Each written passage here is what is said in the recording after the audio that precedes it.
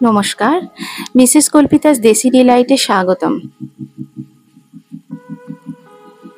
আজ এসছি আর একটা নতুন রেসিপি নিয়ে, এঁচোড় চিংড়ি।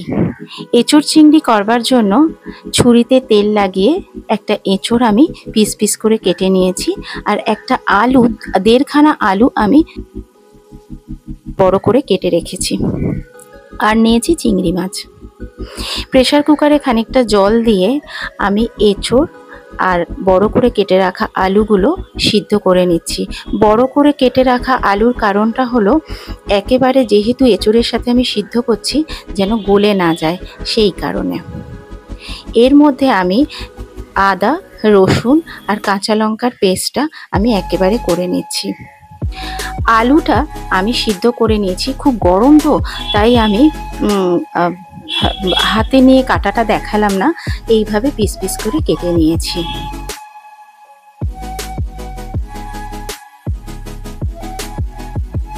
এবারে আমি কড়াইতে তেল বসিয়ে দেবো। কড়াই আমার গরম হয়ে গেছে, আমি তেল নিলাম। তেলটা গরম হয়ে গিয়ে এবারে আমি পিস করে কেটে রাখা আলুগুলো আমি এর মধ্যে দিয়ে ভালো করে ভেজে নিচ্ছি।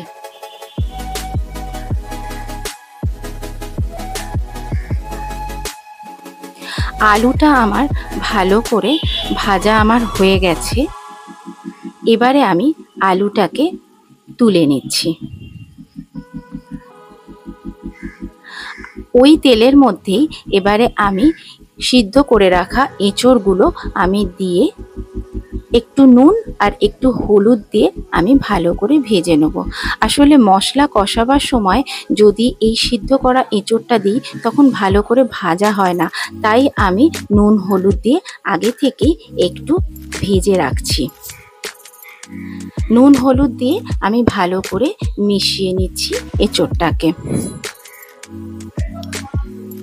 এঁচোড়টা আমার ভাজা হয়ে গেছে। এবারে আমি এঁচোড়টা তুলে নেব প্লেটের মধ্যে। কড়াটাকে এবারে ভালো করে পরিষ্কার করে ওই কড়াতেই আমি আরও সর্ষের তেল দিয়ে দিচ্ছি। সর্ষের তেল আমার গরম হয়ে গেছে। এবারে আমি এর মধ্যে আগের থেকেই নুন হলুদ দিয়ে মাখিয়ে রাখা চিংড়ি মাছটা আমি দিয়ে দিচ্ছি।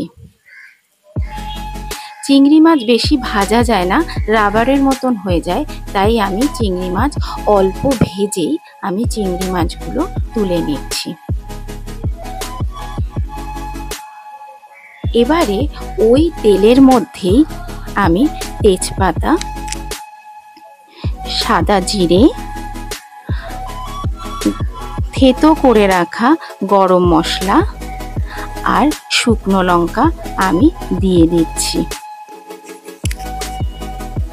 এগুলোকে আমি একটু নেড়ে নিচ্ছি, তার কারণ এর সেন্টটা যেন একটু বেশ ভালো করে বেরিয়ে আসে।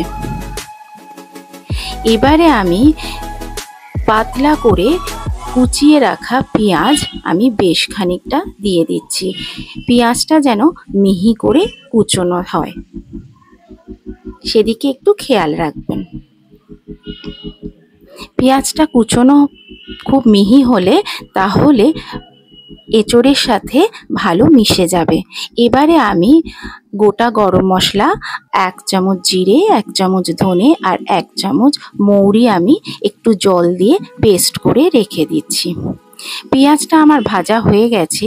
এবারে আমি আদা রসুন লঙ্কার পেস্টটা আমি দিয়ে দিলাম, ভালো করে কষিয়ে নিচ্ছি। এবারে আমি মিশ্রণটা ঢেলে দিলাম। মিশ্রণটা দিয়ে ভালো করে কষিয়ে এবারে আমি 1 চামচ মতো নুন দিলাম। আগে যেহেতু এঁচোড়ে আমার অল্প নুন দেওয়া ছিল। এবারে আমি 1 চামচ হলুদ আর 1 চামচ কাশ্মীরি লঙ্কার গুঁড়ো দিয়ে ভালো করে আবারও আমি কষিয়ে নিচ্ছি। হয়ে গেছে কষানো। এইবারে আমি আগের থেকেই একটা টমেটো পেস্ট করে রেখেছিলাম, সেই টমেটো পেস্টটা আমি দিয়ে দিলাম। কাঁচা টমেটোর গন্ধ যেন না থাকে, ভালো করে এটা কষিয়ে নিতে হবে। এইবারে আমি দিয়ে দিচ্ছি 3 চামচ মতন চিনি।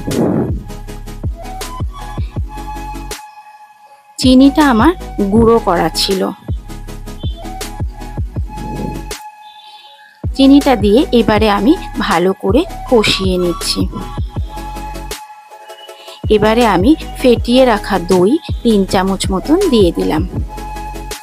আবারও ভালো করে কষিয়ে ভেজে রাখা আলু, এঁচোড় আর চিংড়ি মাছ আমি দিয়ে দিচ্ছি এর মধ্যে। ভালো করে কষিয়ে একটু আবার সেই আগের মতো ভালোবাসা দিয়ে দেবেন, তাহলে স্বাদ অনেক গুণ বেড়ে যাবে। ভালো করে মিশিয়ে এবারে আমি বেশ খানিকটা জল দিয়ে দেব। জল দিয়ে আমি 10 মিনিট এঁচোড়টাকে ফুটতে দেব। কমপ্লিট হয়ে গেছে আমার এঁচোড় চিংড়ি। এবারে ওপর থেকে আমি 1 চামচ মতো ঘি দিয়ে ভালো করে মিশিয়ে নেব। ভিডিওটা যদি আপনাদের ভালো লেগে থাকে আমাকে লাইক, শেয়ার, কমেন্ট করবেন। কমেন্টে ভালো ভালো আমাকে টিপস দেবেন, সেটাতে আমার অনেক হেল্প হবে। আমাকে যদি সাবস্ক্রাইব এখনও না করে থাকেন তাহলে একটু সাবস্ক্রাইব করে দেবেন। আবার আসছি নেক্সট ভিডিওতে ভালো ভালো রেসিপি নিয়ে।